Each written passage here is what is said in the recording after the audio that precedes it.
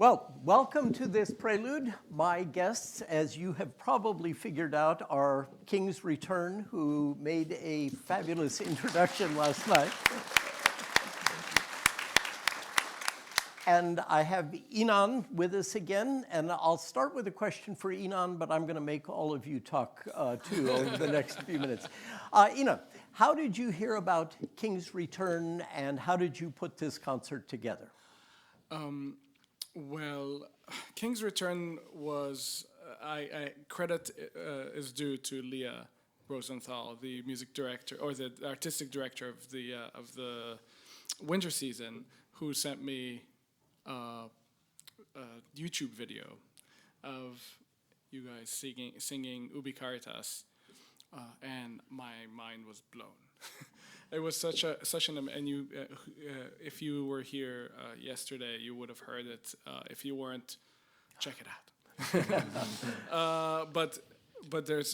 And then I started listening more and more and more, and I just loved this group so much. And the concept of the concert was already I had it already in my mind, but when this group came into the picture, it just crystallized it, and it was just such a aha moment, because this concert is the first Synergy concert in 2021. Synergy is a series that I started together with Clara Tsai that brought classical music and other art forms together in meaningful collaborations and kind of juxtaposing them and collaborating. And this concert is all about how African American spirituals influenced classical musicians. And especially it started with Dvořák, who heard it from his student Harry Burleigh, this incredible singer and composer who sang spirituals to Dvořák, and Dvořák had a revelation, and he said, absolutely, every American composer should treat this as their folk music, the way that I write using Czech folk music. So it was a aha moment for him, and he then composed one of his most famous pieces, the Ninth Symphony, the New World Symphony, which uses a lot of those influences, so much so that most people believe that the song Goin Home, which is the title of the song, is a spiritual, where in fact it's actually Dvořák's slow movement from the symphony that became a song, so yeah, so that is the Going Home is a kind of the thread. So what we'll be doing is juxtaposing these beautiful spirituals, both traditional and all the way up to Nina Simone, but juxtaposing them and interweaving them with classical pieces that were influenced by those. Okay. I want to back up a little bit and find out about King's Return. You guys are from Texas. How did you meet? How did King's Return come into being? Whose idea was it? So I'd like to know a little bit about how you came to be as a group. Yeah, so the King's Return started in, I guess, 2016. I had a senior recital for my degree. They were like, you got to sing for an hour, and at the end of that hour, you can do whatever you want. You can, bring in sing pop, you can do jazz, whatever it is. And I was like, I want to do something a cappella, And I knew a few guys. One of J.E. is one of the guys that I knew. He was a mentor of mine from high school, and we're connected that way. And I got a couple other guys, and I was like, let's do a quartet a cappella deal. First time everyone's done it at the school, just something different. And we did it, and we're like, not too bad. We got so many good compliments and people requesting us to do things around town. It kind of grew itself, and it wasn't really until I think last year that we kind of took it seriously in terms of like, let's actually make this a thing. You picked a very bad year too. Oh, right. My goodness. But Jay, you can talk about that raises a question for me. I mean, you seem to have momentum. How many concerts do you give a year? You want to answer? Not many. Many. Well, we do things at churches, a couple churches here and there, but we're not. This and what we did in February. We did something at the Steve Jobs Theater. We were able to. It was for a film that they're working on. But this is a big deal for us, and so we're really honored to be here because I think it's a great launching pad into what we're planning on doing in the future. So Yeah, I think we were just we were just at the point of, like he said, taking it seriously when the pandemic hit. So we didn't really get a chance to launch like we wanted to until now. So we haven't done a lot of extensive touring or singing. It was more like coming out of a hobby and going into something we're taking seriously. So we're just at the beginning of that. So it's the four of you. You aren't employed by a church or anything like that. You all have day jobs. we do. Yeah, We all definitely have day jobs. I wanted to ask something, and I'm asking this just for myself. Your intonation last night was so pure. Do the four of you have perfect pitch? Just one of us does. Yeah, I do. But we really work on that in our. We have a nice stairway. I don't know if you guys have seen any videos of it, but it's kind of a stairwell. It's nice and tall, and literally the majority of our rehearsals are in that space, just because we're able to constantly just engulf ourselves in this. And it's kind of weird, right? It's just like you're full of yourself, right? But no, it's just an opportunity for us to hear ourselves in tune and just really work on the inner voices and how they work together, and not to push, not to do too much, but that's where we kind of work all that stuff. And the guys will tell you, like, there are times where we are working a specific passage over and over. Okay, top two voices, one voice, top two, three voice, and then we'll stack over and over until we get it nailed.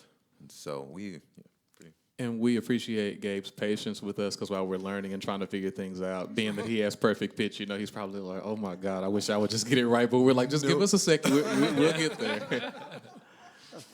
works out. Let's suppose in the best of all possible worlds, things go well for you. Where's King's Return going to be in 5 years? Top of the charts. Back here, hopefully. Back here. Yeah, love to be back here. Yes, yeah, we do hope to be back here. And also, I think there are just so many things. We're working on music right now. We don't have any music out at the moment. So, you can basically just catch us on YouTube or social media. But by the end of the year, that will change. But yes, that will be changing.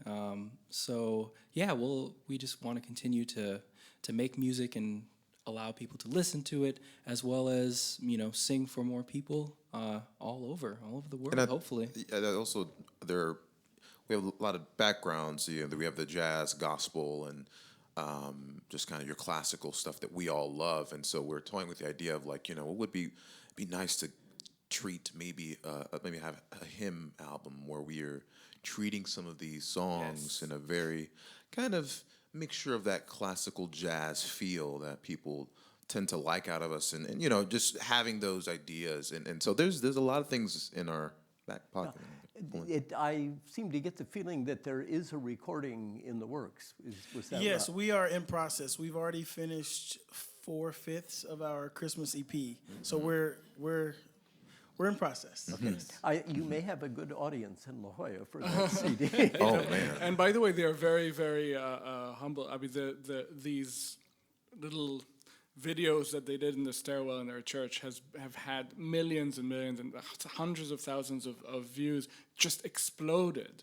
And after I've heard about so many people, and I think it's such a privilege for us to be at that point where they still come here, because I think they're going to be huge very, very soon. And just to be able to, I hate to say that we took advantage of,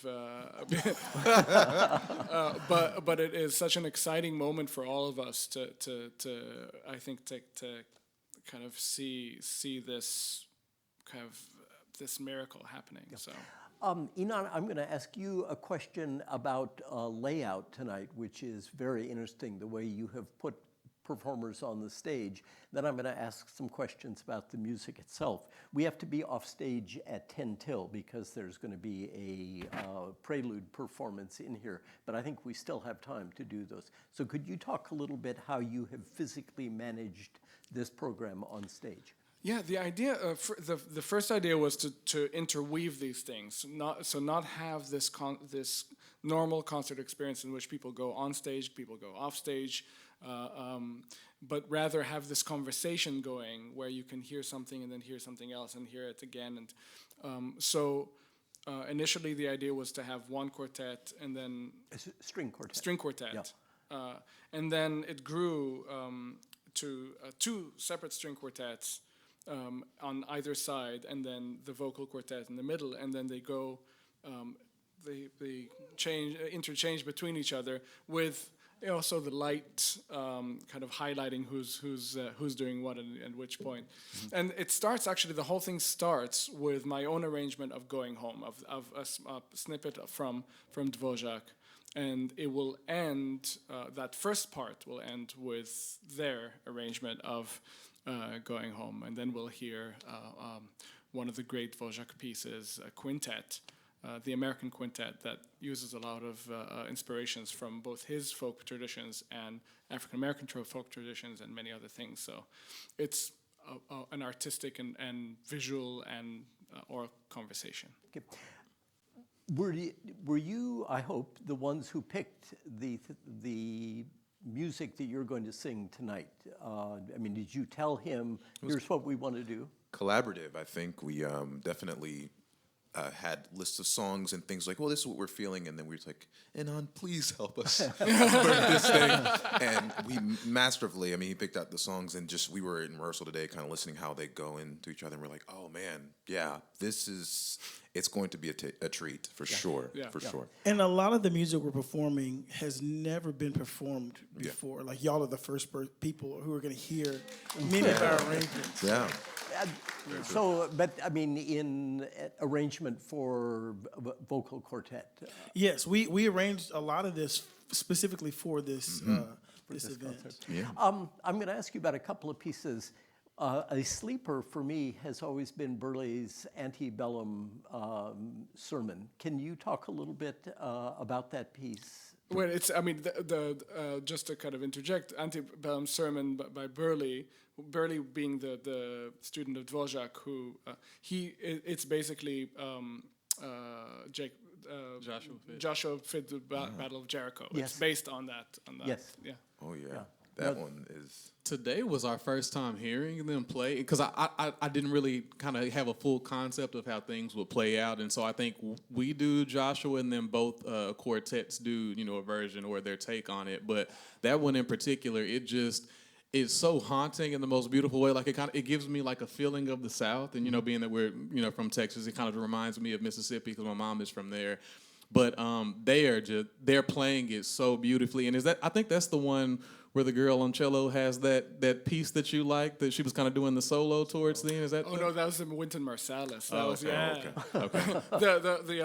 The Burleigh is where the violinist goes absolutely crazy at the end and just goes berserk. Yeah. Oh, is that the one where they fade out a little bit? Oh no, yeah, exactly. Fade out. Okay, yeah. Well, you're still in for a treat because that was beautiful.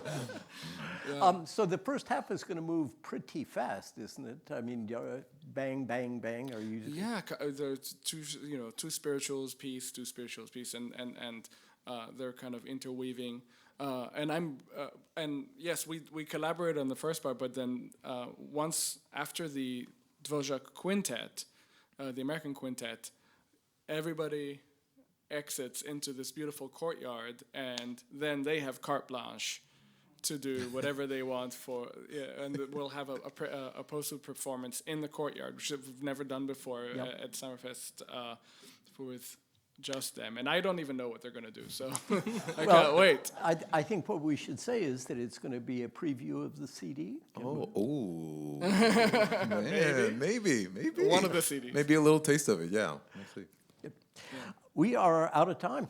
And let me just one thing about the Prelude performance. The musical performance we're about to hear is a piece by a composer called Libby Larsen, and she wrote a piece about the collaboration and the friendship between Dvorak and Burley. So she's taking both from Dvorak and from Burley and from Swing Low, Sweet Chariot, which she imagines, and I think so as well, was the inspiration for Dvorak's going home. So it's very much ties into the concert. This, and before we go, I'm weak on the concept. This concert will flow almost without intermission, won't it? So until there's a stage change for the Dvorak Quintet, but until then, we're going from one thing to another, and nobody leaves the stage. And then everybody into the courtyard and then afterwards, everybody come into the courtyard, grab a drink, and have a good fun. time. Okay. Yeah. Thanks so much. Thank you. Thank you.